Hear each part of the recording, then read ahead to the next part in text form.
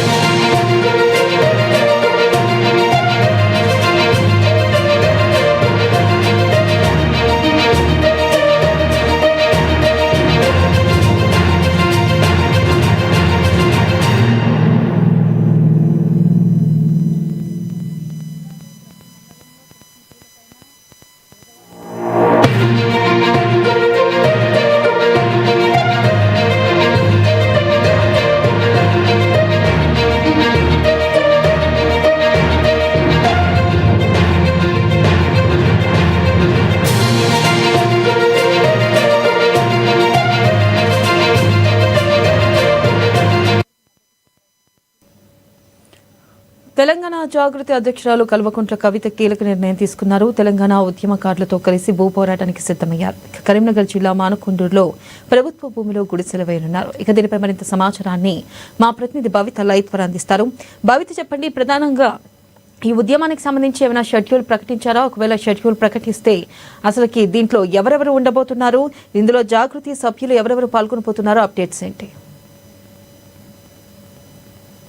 ప్రభుత్వ అధ్యక్షురాలు కల్వకుంట్ల కవిత వైఎస్ఆర్ పార్టీ నుంచి సస్పెండ్ అయిన తర్వాత కొన్ని కీలక నిర్ణయాలు తీసుకుంటుంది.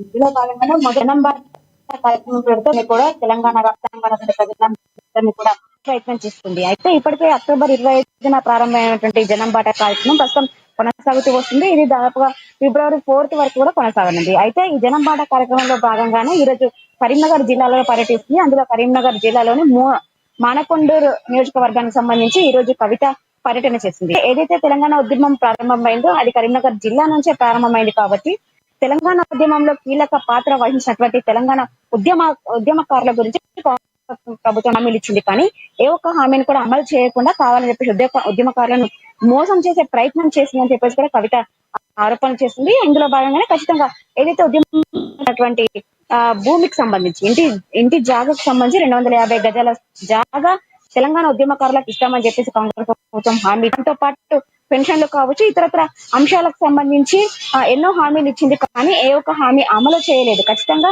తెలంగాణ ఉద్యమం రీతిలోనే మరొక ఉద్యమాన్ని కూడా ప్రారంభం చేద్దామని చెప్పేసి కూడా ఈ రోజు ఒక కీలక నిర్ణయం తీసుకుంది. పోరాటం చేద్దాము, ఖచ్చితంగా ఉద్యమకారులకు ఇస్తామన్నటువంటి ఇంటి స్థలం ఏదైతే ఉందో 250 గజాల స్థలం ఖచ్చితంగా ఉద్యమకారులకు ఇవ్వాల్సిందే, దాంతో పాటు పెన్షన్ కూడా ఇవ్వాల్సిందే అని చెప్పి ఒక కీలక నిర్ణయం తీసుకుంది. అందులో భాగంగానే మానకొండూరు సంబంధించినటువంటి నియోజకవర్గంలో ఉన్నటువంటి అక్కడ ఉన్నటువంటి ప్రభుత్వ భూమిని దాదాపు 5 ఎకరాల భూమిని ఖచ్చితంగా ఆక్యుపై చేసినటువంటి సందర్భం అయితే కనబడుతుంది. అక్కడ ఖచ్చితంగా ఎవరైతే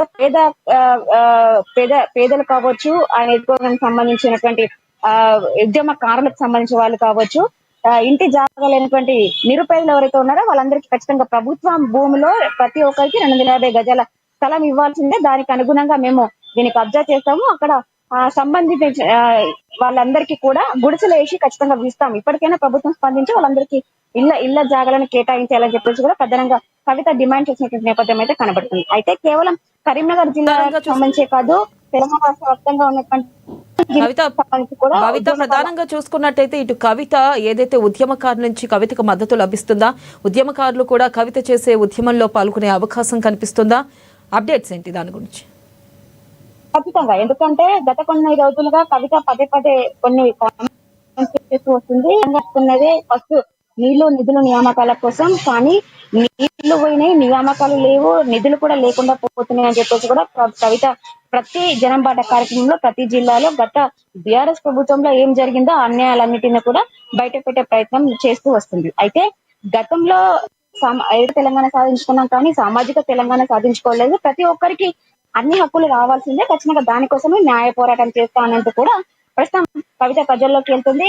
ప్రజల్లోకి వెళ్తూ పదే రాజకీయ నాయకులందరూ కూడా ఓట్లు ఉంటేనే వస్తారు, కానీ ప్రస్తుతం నేను ఏ ఓట్లు లేకుండానే ప్రజలను కలుస్తూ వాళ్ళ యొక్క సమస్యలను తెలుసుకునేందుకు, సమస్యలను పరిష్కరించే దిశగా నేను ముందుకు వెళ్తున్నానంటూ కూడా పదే చెప్తూ వస్తున్నటువంటి నేపథ్యం కనబడుతుంది. అయితే అందులో భాగంగానే ప్రతి జిల్లాలో కూడా ఎంతో కొంత కవితకు కొంత ఆదరణ లభిస్తుందనే చెప్పాలి. ప్రతి ఒక్కరికి కూడా వాళ్ళ యొక్క సమస్యలు చెప్పుకునేందుకు కవిత దగ్గరికి వస్తున్నటువంటి సందర్భం అయితే కనిపిస్తుంది. అందులో ముఖ్యంగా ఈ రోజు ఏదైతే తెలంగాణ ఉద్యమకారులకు సంబంధించి ఇంటి స్థల జాగాలకు సంబంధించి భూ పోరాటం చేస్తా అని చెప్పేసి కవిత ఇతర నిర్ణయం తీసుకుందో దానికి అనుగుణంగా ఆ జిల్లాలకు సంబంధించి కావచ్చు, ఆ నియోజకవర్గానికి సంబంధించిన వాళ్ళందరూ కావచ్చు, ఉద్యమంలో వాళ్ళందరూ కూడా కొంత కవితకు అండగా నిలిచే సందర్భం అయితే కనబడుతుంది. ఎందుకంటే వాళ్ళ కోసమే పోరాడుతుంది కాబట్టి ఖచ్చితంగా వీళ్ళతో అంటే కవితతో పోరాడితే ఎంతో కొంత పూర్తి స్థాయిలో 100% న్యాయం జరగకపోయినప్పటికీ ఎంతో కొంతమందికి న్యాయం జరిగే అవకాశం ఉందని చెప్పేసి కూడా వాళ్ళు భావించినటువంటి నేపథ్యంలో ప్రతి ఒక్కరు కూడా వాళ్ళకు అండగా నిలబడే పరిస్థితి కనబడుతుంది. ముఖ్యంగా ఏదైతే పూర్తి స్థాయిలో జిల్లాల వ్యాప్తంగా ప్రతి ఒక్కరికి ఇప్పటికే దాదాపుగా మలిదశ ఉద్యమానికి సంబంధించి 1200 మంది అమరులైనారు. వాళ్ళందరికీ కూడా న్యాయం చేస్తామని చెప్పేసి ప్రభుత్వాలు హామీ ఇచ్చినప్పటికీ దాదాపు 540 మందికే న్యాయం జరిగింది తప్ప మిగతా వాళ్ళందరినీ కూడా విస్మరించే పరిస్థితి కనబడుతుంది.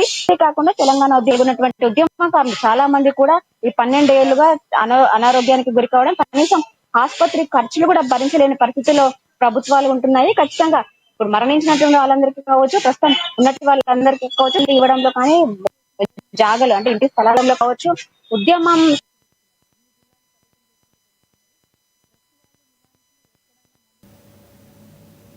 Right Bhavitha, thank you.